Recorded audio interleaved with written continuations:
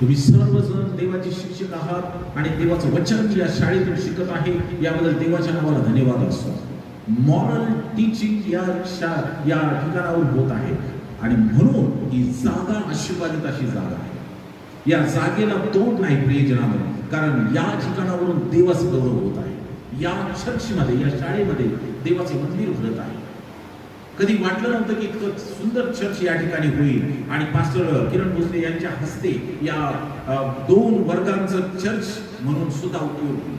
खूप सुंदर अशी बाब या ठिकाणी आहे. आम्ही पाहतो की प्रेषितांची कृत्ये 13व्या अध्यायामध्ये जे काही नावं या ठिकाणी दिलेली आहेत, I know every one of them, सगळे मला माहित आहेत.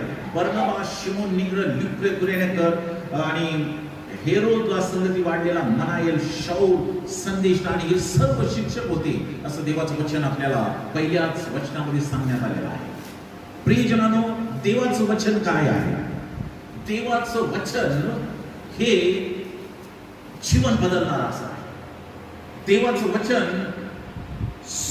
जमिनीपासून वरती घेऊन जाणार असं आहे. देवाच्या वचनाला आज आम्ही हलक्यात घेतो प्रियजन. देवाचं वचन आम्ही शनिवारी घरात गेल्यानंतर जे ठेवून देतो ते परत दुसऱ्या शनिवारी आम्हाला उघडण्याची त्याला आठवण होत असते. पण देवाचं वचन असं म्हणतं, रात्रंदिवस देवाच्या वचनाचं मनन करा, कारण हे वचन तुमच्या हातामध्ये येण्यासाठी, हे वचन मंडळीकडे येण्यासाठी अनेकांनी समर्पण केलेलं आहे.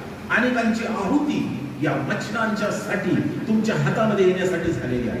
अनेकांनी आपले प्राण मंडळीला देवाचं वचन मिळण्यासाठी देण्यात आले.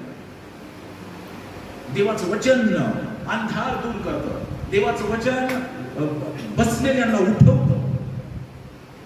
आम्ही पाहतो की प्रियजनांनो, अब्राहम जो भटक्या जमातीमधला होता, देवानं त्याला सांगितलं, देवाचं वचन त्यावेळेस डायरेक्ट होतं. आज ते वचन लिखित स्वरूपामध्ये आहे.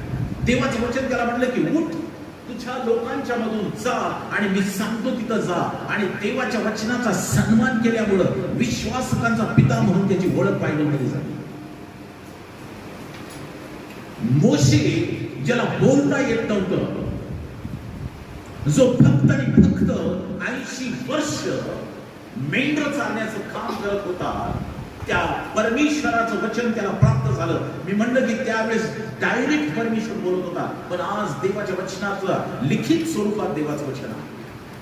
आणि देव त्याला म्हणला की मी सांगतो त्या ठिकाणी जा, हेरोद संगती बोल आणि माझ्या लोकांची सोडवणूक कर. आणि त्या मेंढपाळाचा अधिपती झाला म्हणण्यात आलेला आहे, कारण त्यानं देवाचं वचन मानलं.